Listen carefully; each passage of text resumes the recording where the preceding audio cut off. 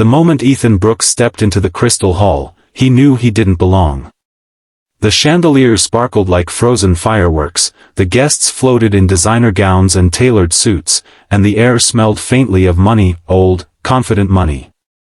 And then there was Ethan, single dad, construction worker, wearing the only suit he owned, one that had survived more job interviews than celebrations.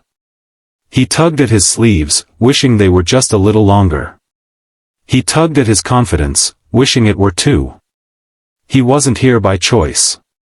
He was here because his 7-year-old daughter, Lily, had begged him. "Daddy, Miss Aurora said all families can come. Even us," she'd chirped the night before, waving the fancy invitation her school had sent. Aurora Hale, the billionaire philanthropist and tonight's hostess, had funded the school's scholarship programs, including Lily's. She had insisted the gala was open to everyone. But as Ethan scanned the room now, he could see how little that invitation meant to the people judging him. He heard it first when he moved toward the refreshment table. A whisper. A snicker. Then, words sharp enough to slice through the music. "Who let that guy in? Must have taken a wrong turn on his way to fix a leak. Look at that suit. Did he iron it with a brick?" Ethan felt the heat rise in his face. He kept his eyes low. He didn't want Lily to hear, but she already had. Her small hand squeezed his. "It's okay, Daddy. I like your suit." That nearly broke him. He was about to leave when the room suddenly shifted. The music softened. The whispers died. Someone important had walked in. Aurora Hale, the woman whose name carried more weight than the diamonds at the gala, was striding through the crowd with quiet authority.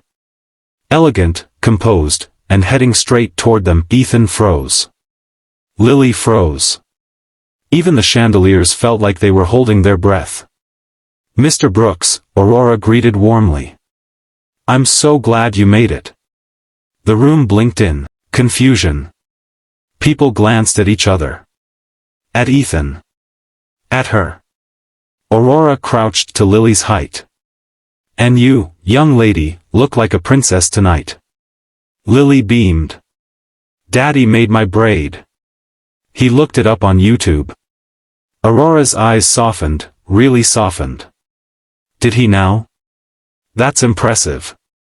Then she stood, and her expression changed, not unkind, but firm, almost disappointed. She looked around the hall. "You know," she said, loud enough for every gossiper to hear, "I invited families tonight so we could celebrate the people who make our communities stronger."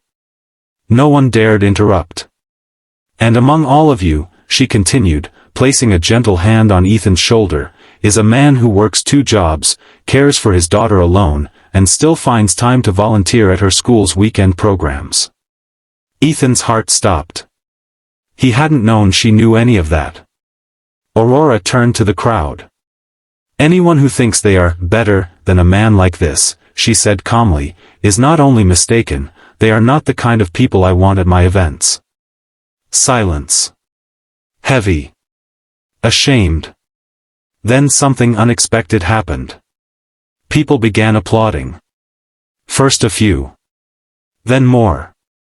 Then the entire hall. Ethan blinked, overwhelmed. Lily clapped the loudest, practically bouncing. Aurora leaned close to him, her voice gentle again. "I'm sorry for how they treated you. I should have anticipated it. But I meant what I said, you belong here." He swallowed hard. "Thank you. I don't always feel like I do." "Then let me tell you something," she said.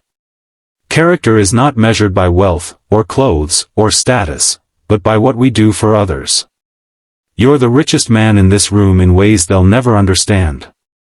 For the rest of the night, people approached Ethan differently, some apologizing, some genuinely curious. Lily proudly introduced him to her teachers and classmates. For once, Ethan didn't shrink into the edges of the room. He stood tall. Toward the end of the gala, Aurora found him again. "I'm launching a New community initiative, she said. Affordable homes. I need someone who understands real people, not just blueprints. Someone like you. Ethan stared at her.